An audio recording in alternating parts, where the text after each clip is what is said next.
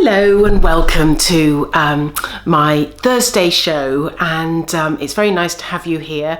And of course these shows are all about my connections, which I do live on these videos, where I and I don't edit them at all either, so there's no sort of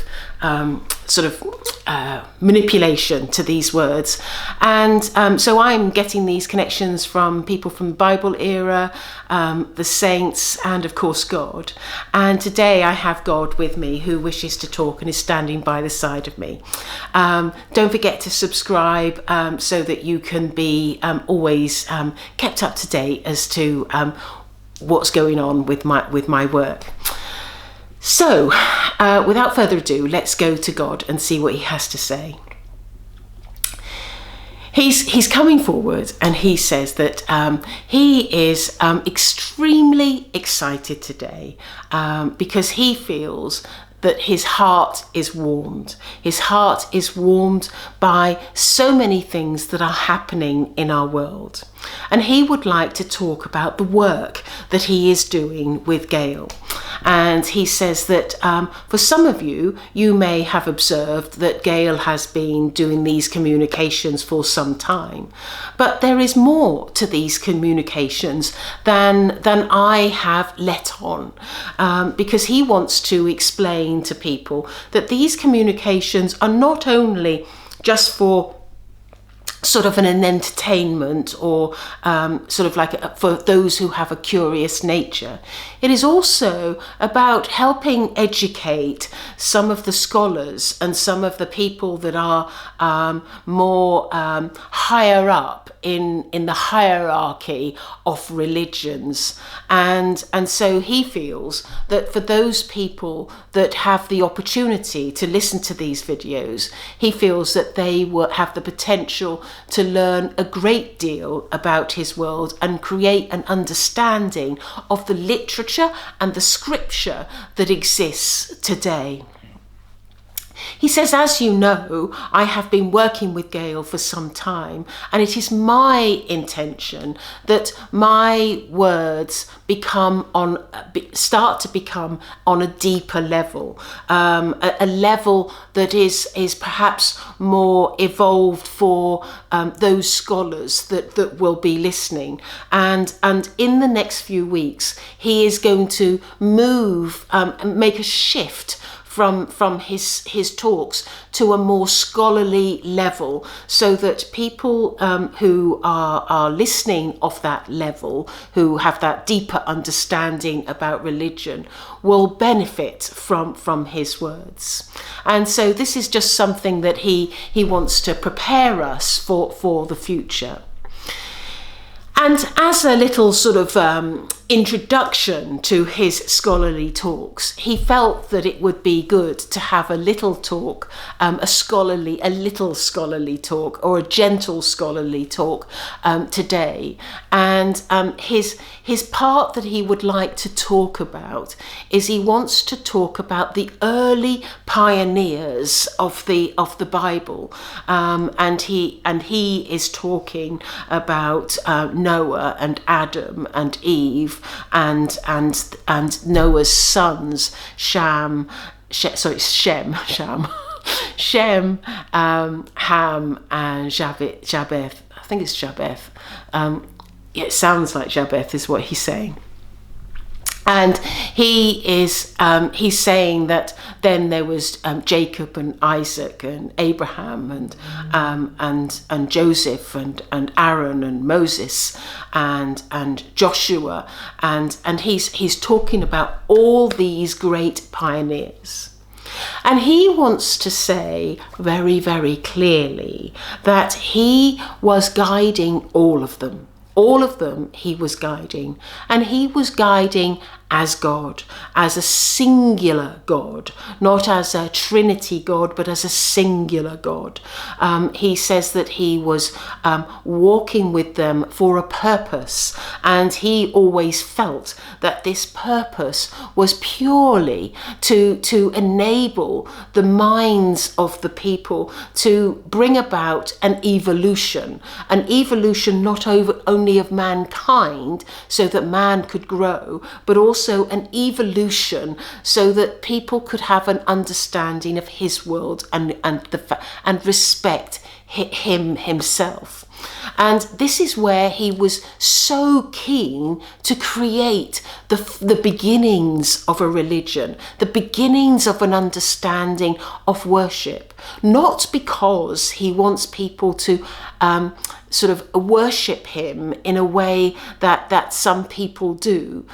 He doesn't require that so much. It's more about he wants people to have an understanding and a reverence to spiritual matters so that they can bring together in their minds that they are those people that need to wash away the sins, to wash away the precursor to their lives that haven't served them well, to take on a new way of understanding. And that understanding is always to look to God as a God that is a creator, a God that has made everything that you see, a God that is in love with the human race, is in love with everything that he has created, and wants to show that to people, that he is that sort of person.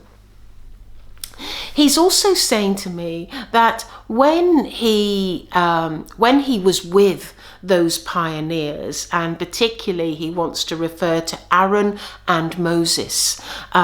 He wants to talk about those two particularly because he feels that these people were pivotal in the beginnings and the foundations of the new beginnings of faith and religion, because he taught them so much about what needed to be done and how they could live their lives.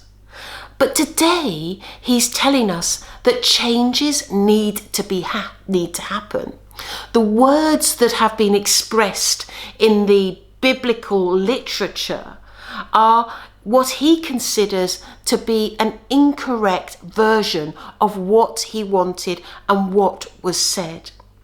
And so as he goes forward, he wishes to make changes in the Bible. He wishes to change some of the order of the words that are spoken, and he wants to bring about a more loving scripture.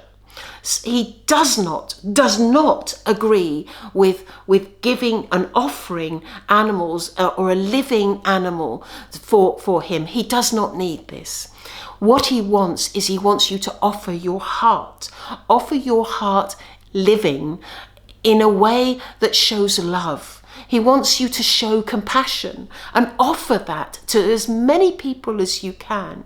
And these are the offerings that he requires of mankind, not an animal that is slaughtered and then the blood washed across the altar. He's also saying to me that a biblical setting is he feels, is a setting that he would like to call either a mosque or a temple or a church.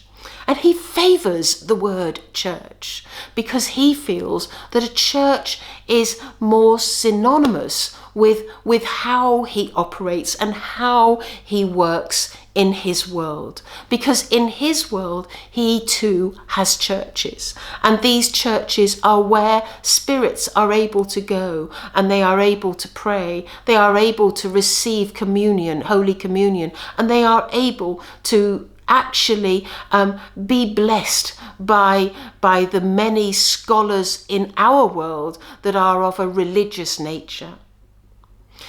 he looks to Jesus and Mother Mary and St. John the Baptist and is very, very proud of them, because they are the ones that help the many people in my world, he says, understand the truths of what needs to be spoken.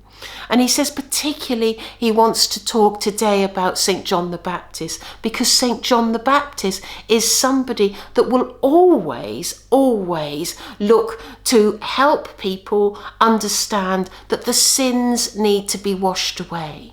And he views baptism as a metaphorical washing away of sins. It is required, absolutely required, because when people walk into the water and walk into the way of cleansing themselves from the actual sins of their mind and their body and their soul, he always states very clearly that this is the beginning of a new life for an individual, because that ceremony of washing away the sins turns the perpetrator of sin to one of light, to one of adoring God, to one that takes their life in a new direction. He says this is the way of our world, and soon it will be the way of your world, for the way of your world is about to change. I firstly am about to change every word of the scripture that I do not approve of, and I will be using Gail in this matter to take away some of the words that are incorrect and bring about a new understanding, a bigger understanding, and words that we have never thought of to add to the scripture. But all these words will be added. And he wants to donate these words to the scholars of the land that can pore over these words and be equipped with the knowledge that there is a new future for us, a new future that I am welcoming wholeheartedly, that will show mankind that there is only one way to offer yourselves, and that is directly from your heart with love. He's thanking you for listening, and he's drawing my hands together and wishing to pray. It is my greatest wish that as we move forward in life, both in my world and in yours, that all of mankind understand my new words, understand that there is only one way forward, and that, my friends, my children, my loved ones, is simply to love one another, with all of your heart and all of your being. It is my wish that as I work closely with Gail, that these words will be expressed continually, not only in the written form, but in this continued video form that we are doing now. He wishes to thank all those people that continue to support his words, continue to love everything about him and his world, and of course his companions that he loves dearly, including Jesus. He's thanking you again for watching these videos. And so I just want to thank God for those words. I felt the power of him really, really coming through me quite strongly. I felt like that real strong intent with him that is really lovely when I'm doing these videos, because it's almost as though he sort of takes over me, that power just surges through me when I'm talking. But I do want to say that in my work privately with God, I am completely aware that he is very much about changing the world and bringing about what he calls a new era. And a new era is going to consist of rewriting the Bible, not rewriting it, but just changing, tweaking bits where he doesn't like. And I think it's fascinating that he's used this video to express his words and wanting this to go to the scholars so that they have a deeper understanding. I love the way he thinks and his wisdom. And I have to thank him for everything that he does in helping us, enlighten us to some of the truths of how he wants to see our world.